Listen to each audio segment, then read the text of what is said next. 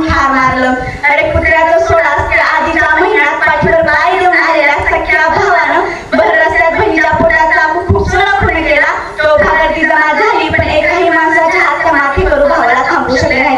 थांबवणार कसे ते तर घडलेल्या घटनेचे मोबाईल मध्ये प्रेक्षेपण करण्यास नव्हते. घटना क्रमांक 3 भरजनाच्या कडेला रस्त्यावरती दोघा जणांवरती खुनी हल्ला झाला. मित्राचा जीव गेला. मुलगी जीवाच्या आकांतानं अर्धमेला रक्त भुंगाळ आवसे गुडघ्यानं सरकत मदतीची याचना